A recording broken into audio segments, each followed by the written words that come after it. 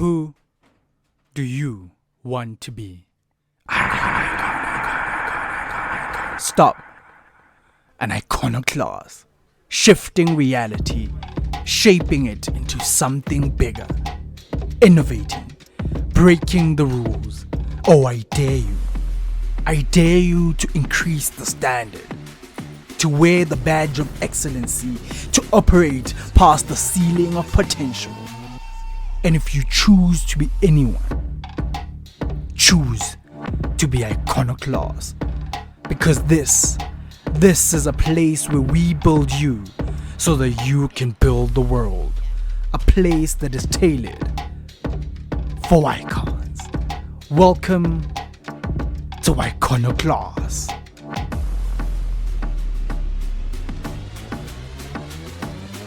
Sending shoutouts where shoutouts due. My name is Chidi Amadi-Ahaneku, the head of the Amadi-Ahaneku clan, and this is Iconoclast, the podcast that is tailored for icons. The real measure of your value is how much you'd be worth if you lost all your money. Today I want us to talk about value over money.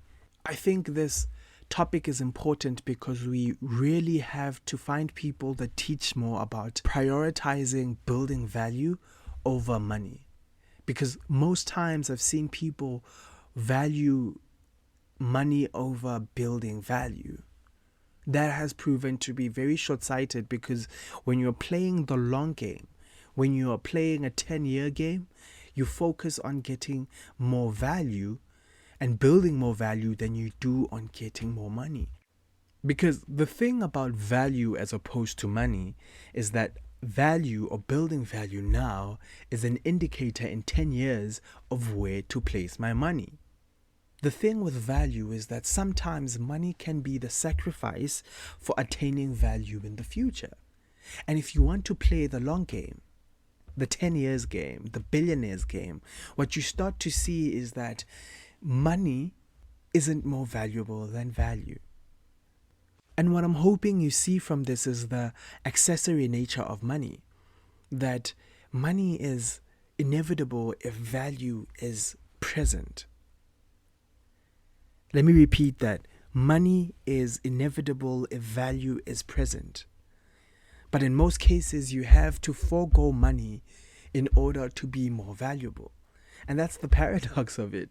Because yes, we do want to eat, and we do want to eat now.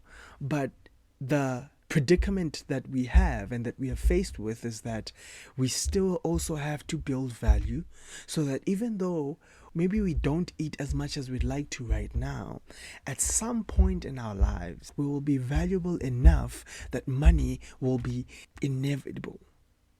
What we also have to understand is that money is merely a tool. It is a tool of recognizing value. And if there was no money, which is these actual nodes that we use, there would be another way of recognizing value. And this is just to put into perspective the use of money in relation to value. There are other ways of recognizing value outside of money, but value remains value. And money just remains a way of recognizing value. Value is built, money is earned. And the reason this is so is because you have to be valuable enough to earn the money. Money just becomes a byproduct of the extent of your value. I mean, it's a graph. So the higher you go in value, the more money you actually have. There are many ways to determine value. And one of the ways of doing so is by determining how valuable you are to the people around you. But the problem with this is that sometimes you are of the right value, but you are not in the place that considers you valuable. So when you build value, what makes you more valuable is being able to position yourself in a place that sees your value, a place that knows you are valuable. But how do you do this? How do you build value for yourself, and how do you build value for the people around you? The art of building value is a long game, and that's what people have to understand. Whether you're in entrepreneurship or in your career, you have to be determined and able and have the capacity to only play the long game. Let's give it perspective. I believe that the legal field is a field that fully incorporates the principles of building value. Because number one, the firm you work at determines how much value to attribute to you. So your positioning says a lot about your value. If you associate with a place and people who are valuable, you in turn grow in value. This is because of two things: the perception of value and the building of value. The perception of value to me is like osmosis. The more you are surrounded by or are in a place of value, the more valuable you become. The thing about value is that it is objectively built but subjectively determined.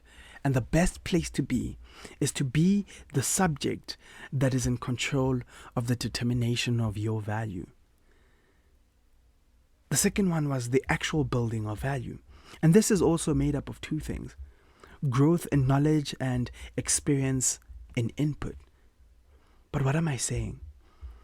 People are willing to pay you for knowing what they don't. And that is why you go to school. Wow. That should be why you go to school. So to be more valuable, you should possess information that many don't have. That is coupled with experience in input. The second thing. Let's talk about recipes. Isn't it funny that Coca-Cola has its recipe written on its bottles, but even if you tried making it, you couldn't? Well, that's experience of input. And maybe just copywriting. The fact that you possess the knowledge doesn't overlook the fact that you need the experience of input. I'm sure we've heard the story of Picasso and the drawing on a napkin.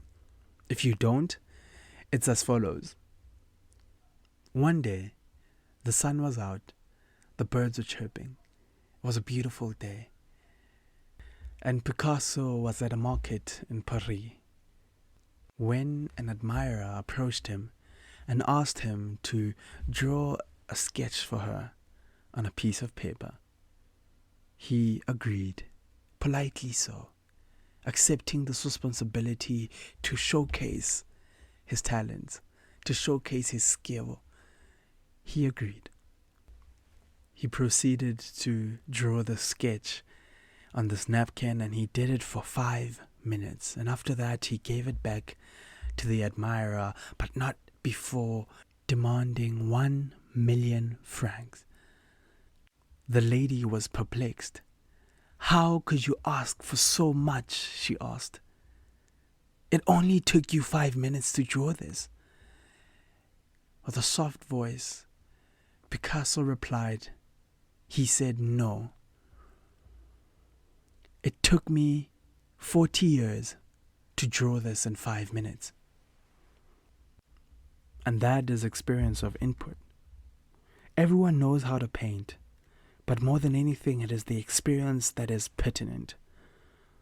However, don't disqualify yourself because you think that you aren't good enough or you aren't experienced enough to do the work.